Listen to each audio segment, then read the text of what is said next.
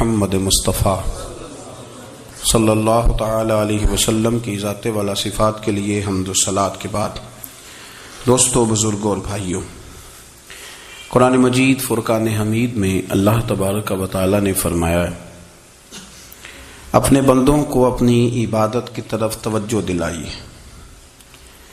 اپنے بندوں کے دلوں میں عبادت کا شوق، ذوق اور نظریہ پیدا فرمایا ہے۔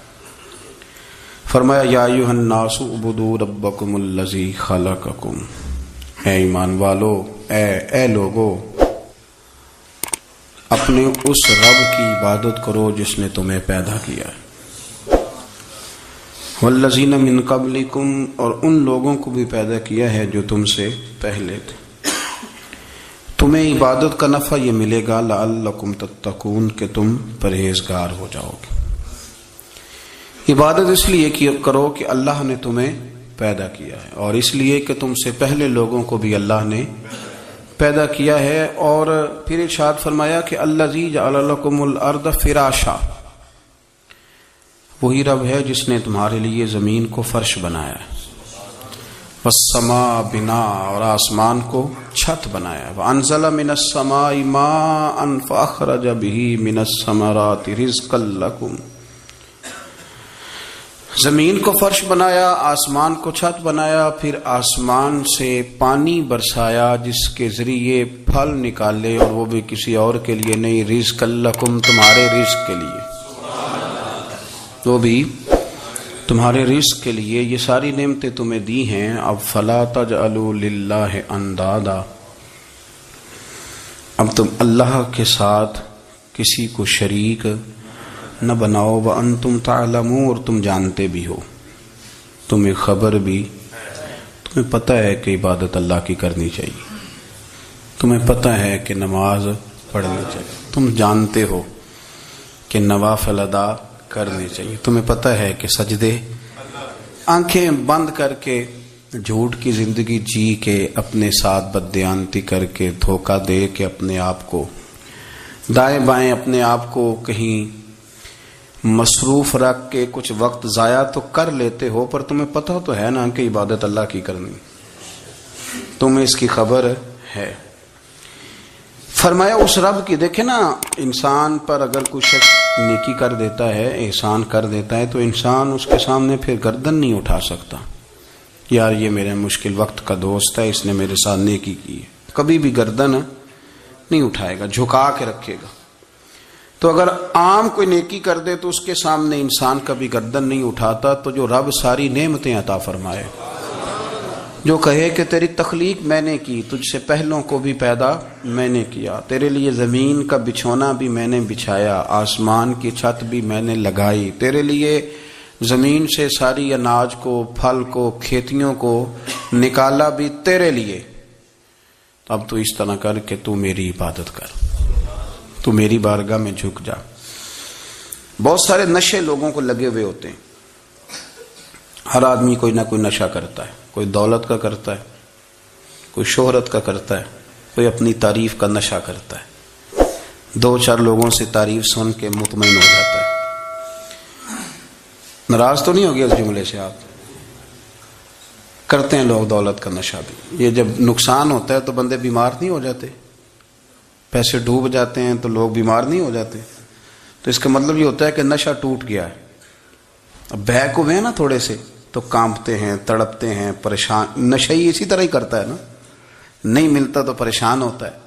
یہ سارے نشے ہیں، مختلف قسم کا نشہ۔ ہم مانتے نہیں اس بات کو، تسلیم نہیں کرتے، کیونکہ تسلیم کرنا بڑا مشکل کام ہے، اس کے لیے تو بڑی ساری چیزیں جو ہے وہ دبوچ کے اور بڑی سارے رستے پھلانگ کے آنا پڑتا ہے، تو بڑا مشکل ہے ماننا، ورنہ کرتے ہیں ہم، ہمارا مزاج ہے۔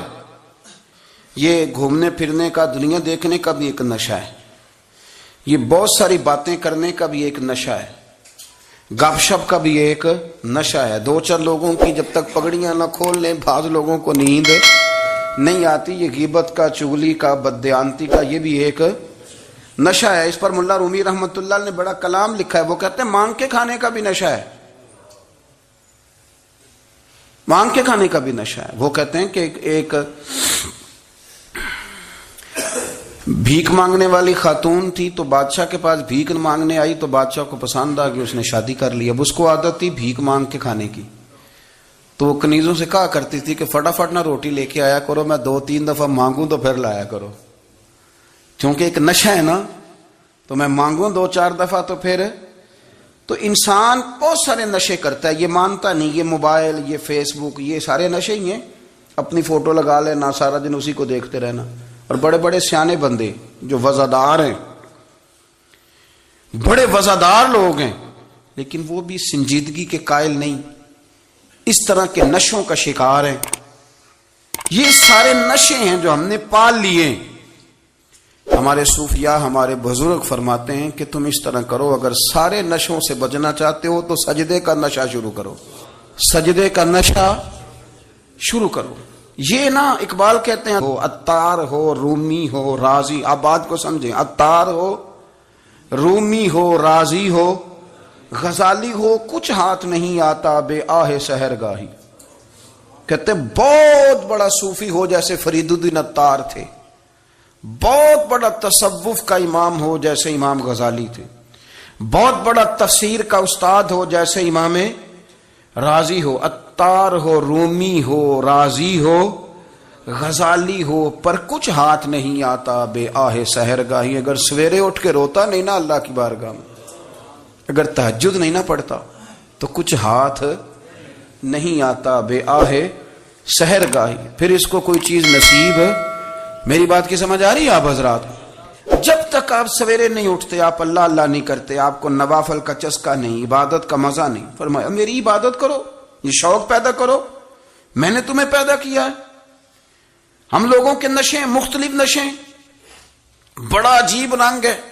محفل کی صدارت کرنے والے بڑے پیر صاحب، بڑے القابات، اوہو، بیچ میں سے بندہ تلاش کرنے سے بھی نہیں مل رہا، اتنے بڑے لقب ہیں اس کے، لیکن وہ ساج سنور کے 2.5 گھنٹے بیٹھا رہا محفل میں، اور نماز کا وقت آیا تو اس نے مختصر سی پڑھی، وہ نکل گیا، وہ ہلکے سے سجدے کیے۔ او اتنا بڑا عشق رسول، نعت خواں، او ہو کیا بات ہے، اور عشق رسول کا بہت بڑا پیغامبر، بہت بڑا مبلغ، اور بیچارہ سمجھ ہی نہیں سکا کہ اللہ کے رسول نے فرمایا تو نماز پڑھ میری آنکھیں ٹھنڈی ہو جائیں گی۔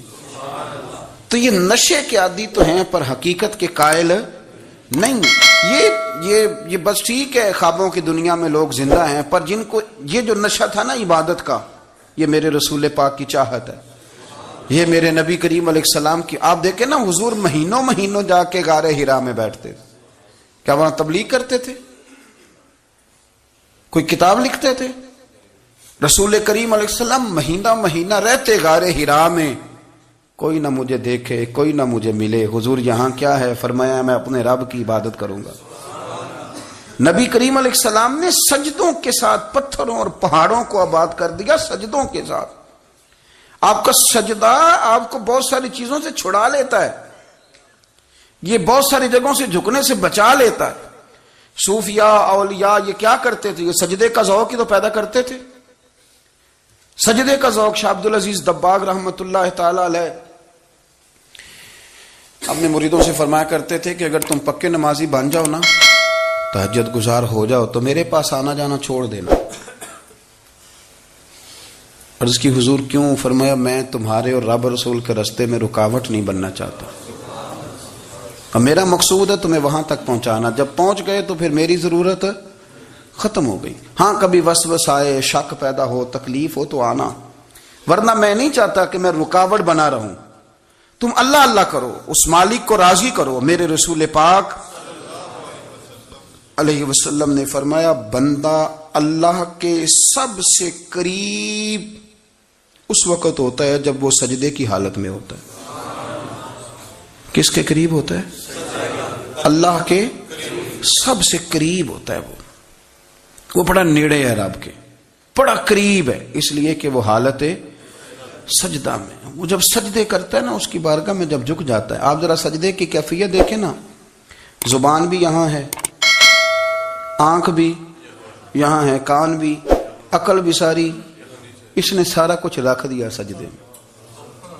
آپ وہ کبھی پیچھے جائیں تو دیہاتوں میں کہا جاتا تھا ناک سے نکیریں نکالو، بہت بڑی سزا ہوتی تھی نا، ناک سے نکیرے نکالو، بڑی سزا ہوتی تھی۔ تو اس نے کہا مالک مجھے کسی نے کہا نہیں، پر دیکھنا میں نے رکھ دی ساری عقل سجدے میں، اور رکھ کے کہا کیا؟ سبحان ربی یا اللہ میں پست ہوں تو اعلیٰ ہے، اللہ تو میرا رب ہے اور تو سب سے اعلیٰ اتنا۔ اور فرمایا جب یہ اس کیفیت میں ہوتا ہے تو پھر یہ اپنے رب کے قریب ہوتا ہے۔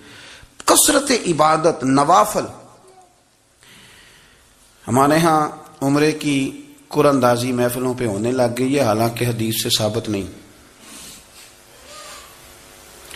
میں دوستوں سے کہتا ہوں جائز ہے، کرنی چاہیے، عمرے کی قرآن اندازی جائز ہے، پر کسی حدیث میں نہیں آئی کہ قرآن اندازی کرو عمرہ کرو۔ حدیث میں قرآن اندازی یہ آئی ہے کہ نبی پاک علیہ السلام نے فرمایا تمہیں پتہ چل جائے نا پہلی صف کا ثواب کتنا ہے، تم قرآن اندازی کرو۔ عمرے کی قرآن اندازی کا تو پوسٹر چھپتا ہے، تو یہ والی قرآن اندازی کب ہونی ہے؟ ہونی چاہیے کہ نہیں؟ حضور نے فرمایا تمہیں پتہ چلے کہ اس کا ثواب کتنا، تو تم قرآن اندازی کرو، تم قرآن ڈالو۔ جب آپ نماز پڑھ رہے ہوتے ہیں، جب آپ کا مصلی آباد ہوتا ہے، صلاح الدین ایوبی ایک بزرگ سے ملاقات ہو گئی، بیت المقدس پر قبضہ تھا عیسائیوں کا، تو صلاح الدین بڑے پریشان تھے۔ بابا جی کہنے لگے پتر کیا ہوا؟ کہنے لگے حضور پتہ چلا ہے دشمن کے 2 بحری بیڑے اسلحہ لے کے آ رہے ہیں، مسلمان پہلے ہی کمزور ہیں، اور اب اگر 2 بحری بیڑے اور آ گئے تو حضور مسئلہ بن جائے گا۔ تو میں پریشان ہوں کہ کس طرح یہ کم مسئلے والی ہماری فوج ہے کیسے مقابلہ کرے گی۔ تو بابا جی کہنے لگے پتر اس طرح کرنا، آج رات تو بھی دعا کرنا اور میں بھی کروں گا، تو بھی دعا کرنا، آپ ناراض نہ ہونا، ہم تو پیروں والے ہیں، ہم تو پیروں کے نوکر غلام ہیں، ہمارا تو گزارا ہی نہیں، ہمیں تو ملتا ہے سارا کچھ وہاں سے۔ پر میرا سوال یہ ہے کہ تعویذ لینے جاتے ہو نفل کیوں نہیں پڑھتے؟ رات اللہ اللہ کیوں نہیں کرتے؟ یہ بھی تو ہمارے بزرگوں کا ہی طریقہ ہے، انہوں نے تو ہمیں سکھایا ہے۔ صلاح الدین ایوبی سے بزرگوں نے کہا کہ رات آج نا اللہ اللہ کرنا، تو میں تیرے لیے دعا کروں گا، تو بھی دعا کرنا۔ تو بندہ جب دکھی ہوتا ہے تو سجدہ کرتا ہے، تو پھر ہی تو مصلی بھیگ جاتا ہے، پھر ہی تو مزہ آتا ہے۔ سکھی بندہ تو کعبے جا کے نہیں روتا، دکھی تھے، تکلیف تھی، تو سر رکھا سجدے میں تو تڑپ گئے۔ اور وہ بابا جی کہتے ہیں میں مسجد آیا تو صلاح الدین چیخے مار کے رو رہا تھا اور کہہ رہا تھا مالک میں کوئی اپنی شان کے لیے تو نہیں نہ لڑ رہا، اللہ کو میں کوئی قبضوں کے لیے تو نہیں لڑ رہا، مالک تیرے لیے لڑ رہا ہوں، مجھے بے آبرو نہ کرنا، میری مدد فرمانا۔ کہتے ہیں میں آیا تھا کہ مسجد میں دعا کروں گا، پر صلاح الدین ایوبی کو روتے دیکھا تو میں لوٹ گیا۔ تو سویرے صلاح الدین ملے تو بڑے خوش تھے۔ میں نے کہا پتر کیا ہوا؟ کہنے لگے حضور وہ بحری بیڑے 2 آ رہے تھے نا اسلحہ لے کے، دونوں ڈوب گئے پانی میں، پانی میں ڈوب گئے۔ تو بابا جی کہنے لگے صلاح الدین وہ پانی میں نہیں ڈوبے، وہ تیرے آنسوؤں میں ڈوب گئے، وہ غرق ہو گئے، وہ جو تو نے مصلی بات کیا تو وہ تیرے آنسوؤں میں ڈوب گئے، وہ غرق ہو گئے، وہ تباہ، اتنے قیمتی تھے تیرے آنسو کے بہا لے گئے دشمن کے بحری بیڑوں کو۔ میرے بھائی ٹھیک ہو گیا جی، میرے عزیز سمجھ لیں اس بات کو ہمیشہ کے لیے، اور اس پر غور کر لیں اچھے طریقے سے کہ میرے رسول کریم سید عالم صلی اللہ علیہ وسلم نے نا ہماری توجہ دلائی، حضور نے ہمیں بتلایا، ہمارا ذوق بڑھایا عبادت کی طرف۔